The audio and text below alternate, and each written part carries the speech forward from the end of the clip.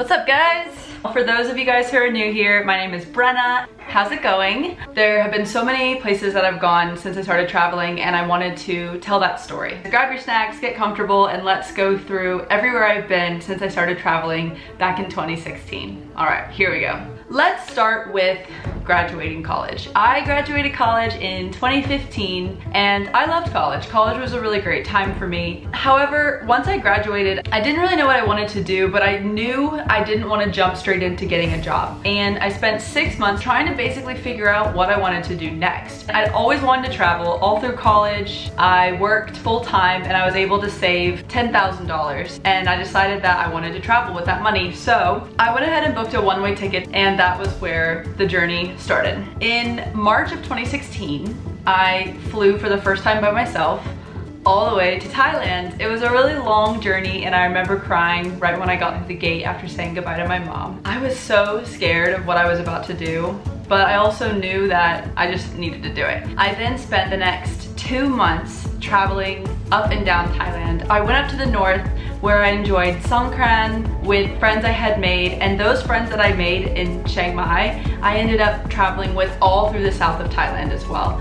We went down to the Koh Phi Phi Island, we went to Koh Tao, Koh Samui, we did the full moon party. Thailand was a really fun time. Definitely made some really great friends. Once those 2 months were up, I booked a ticket to Vietnam. So then I fly into Vietnam. I flew into Ho Chi Minh City, or Saigon, which is in the very south of Vietnam. And I spent 6 weeks traveling up to Hanoi. Stopped many places along the way. I went to Dalat, I went to Hoi An, Sapa, and I went to Ha Long Bay. I met up with a lot of my friends that I had made in Thailand. Vietnam is a very underrated tourist destination. There's so many amazing places. Phong Nha National Park, you can go into these mud caves and zip line, and the water is so beautiful. Vietnam was one of my favorite countries because I didn't know anything about Vietnam. I was up in Hanoi, and my friend Laura Lee, who you'll hear about a lot because she was traveling with me a lot, love you, the two of us decided to go to Laos. And now Laos is next to Vietnam, so you can get there by bus, and that's what we did. Laos is a really interesting country. It's still very poor and it's definitely not developed. We ended up going from Vientiane up to Vang Vieng. Also, we ended up getting robbed in Laos. We decided to rent bicycles, and we were riding our bicycles to the Blue Lagoon, which was a popular tourist destination. And this was during the day, and it was also during the hottest part of the day. We had brought water, but we were tired from riding our bikes. So then a guy in a moped drove past us, and unfortunately he reached into where we were keeping our bag in the front of our bike, and he like stole it. Looking back, maybe we shouldn't have put it there. Obviously, you know, hindsight is 2020, but we did. We didn't have our passports, so they just basically got some money. But the problem was when we got to the Blue Lagoon, we couldn't get in, so we didn't have any money. So I ended up convincing like one of the tuk-tuk drivers. They're basically a pickup truck that's been renovated to hold people in the back, and I convinced him that if he could take us to our hostel, we could get money to pay him. So with that happening and a few other things, we ended up leaving Laos 2 weeks early and taking the most grueling bus ride of my life and her life down to Cambodia. We spent 30 hours on a bus, and we were transferred 9 times. So we finally made it into Cambodia, and we're in the capital of Phnom Penh. We stayed there for a few days and went to the killing fields and to see the prison, which was some bone-chilling stuff. If you don't know about it, definitely look up the Cambodian genocide. We went up to Siem Reap to go see the ruins, which was awesome. And we also met up with our friend Hammy, and the 3 of us traveled down through Cambodia. We met up with a lot of other awesome friends and went out to Koh Rong, which is an island off Cambodia, for about 5 days because there was a bad storm.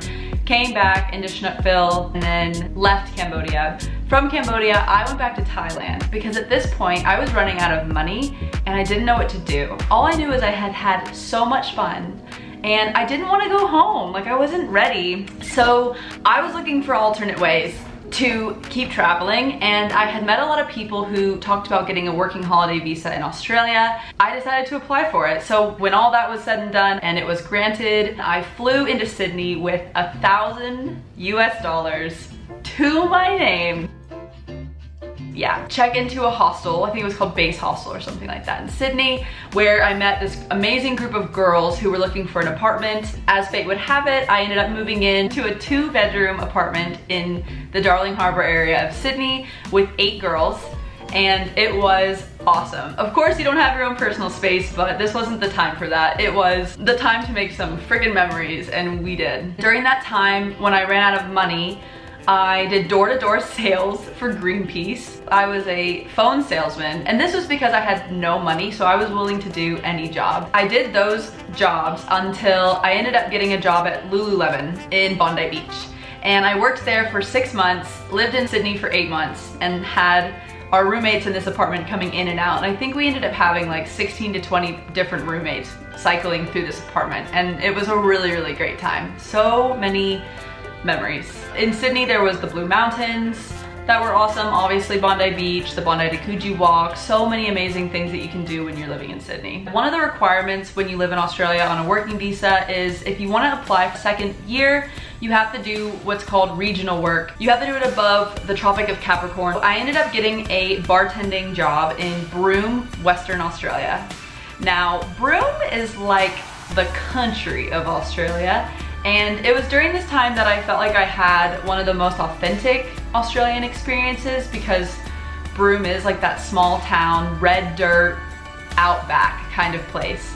And I spent 4 months there. I was a bartender. I also worked at a nightclub. So I got my 88 days of regional work complete, which meant that I could apply for my second year visa. With that, I decided that it was time to go and visit my family. Before I did that, I flew to Maui to visit one of my friends, Angelo, who's a dive instructor in Maui.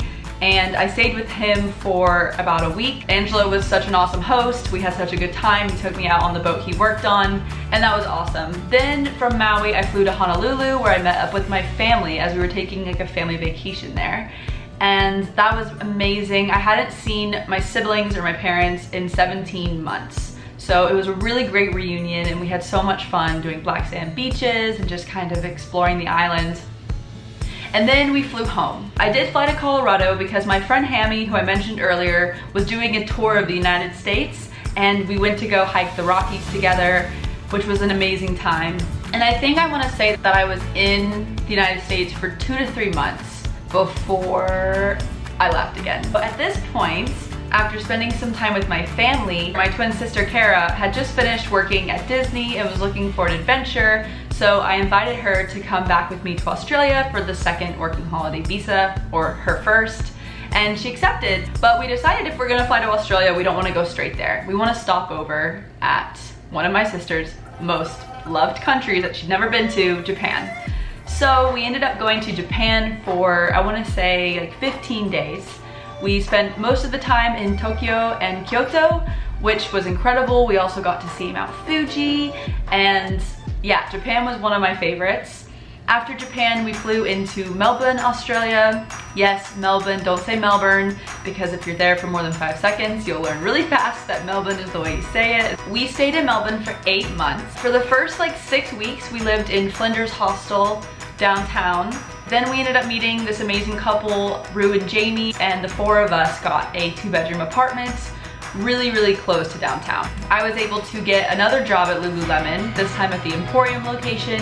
Again, we made so many great friends. We did so many cool things, went down to Wilson's prom. Okay, so at this point, it was getting cold in Melbourne. We flew up to the tropics, to Cairns, Australia. We checked in the first night, my sister and I, and we ended up staying at that hostel for 5 months.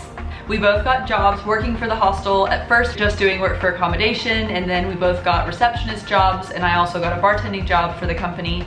And that was one of the most fun periods of my life. Made friends with everyone there, and it was like a huge family, and we all lived in like staff housing. And of course it's not the most luxurious place, but damn, it was so much fun. We went diving on the Great Barrier Reef, we went up to the Daintree rainforest. Yeah, Cairns was awesome.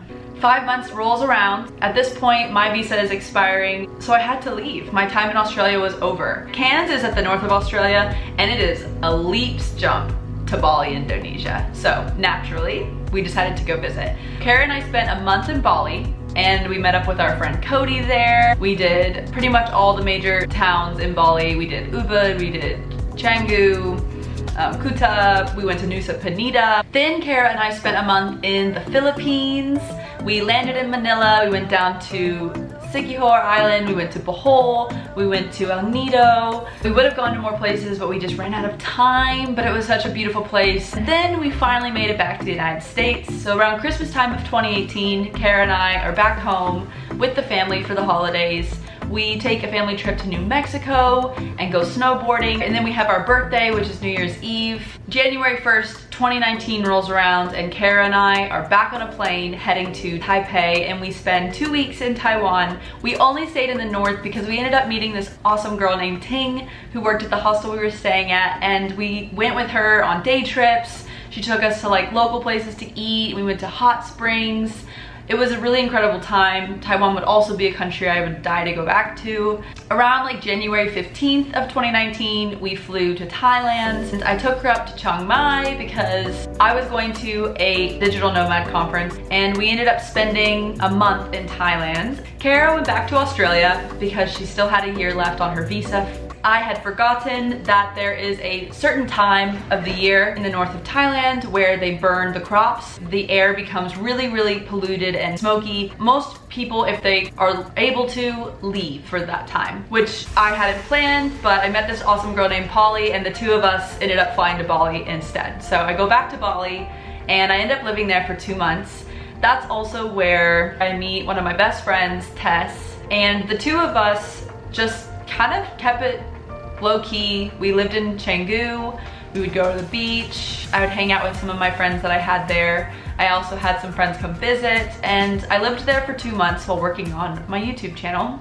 But then I just got really homesick, and I decided that I needed to go home. But of course, like when you leave Bali, you got a lot of countries in between Bali and the United States. So I didn't want to go just straight home. I flew to Malaysia for a layover. I was only there for 1 day, and I needed to see the Petronas Towers. I would love to go back to Malaysia. I feel like I only saw it like the smallest amount you could see it. From Malaysia, I took my connecting flight to Hong Kong, where I spent 3 days. Hong Kong had always been on my list since I saw the Apple TV screensaver of it. It was definitely one of my big bucket list places to go. From Hong Kong, I flew home.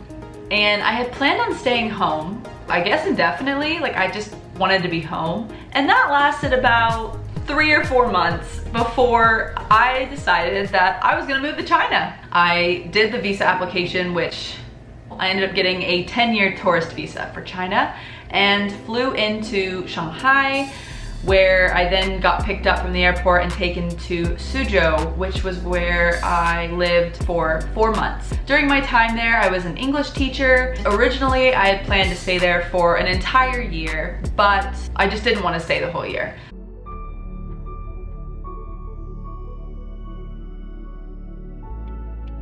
And then I left China in November of 2019 and came back home. And now I'm in Austin again, which has been the longest period of time that I've lived in the United States since 2016. That was my travel story in a nutshell. It was a really, really fast run through, and there are so many stories and memories that I didn't get to share, but I didn't want to lay it on too thick. To everyone that I have met and befriended during my travels, basically making my trip, it's not about the places you go, it's about the people you meet. As cheesy as it sounds, that is very, very true. And my trip would not have been the same without all of you guys. So thank you so much. All right, guys, I'll see you in the next video. Bye.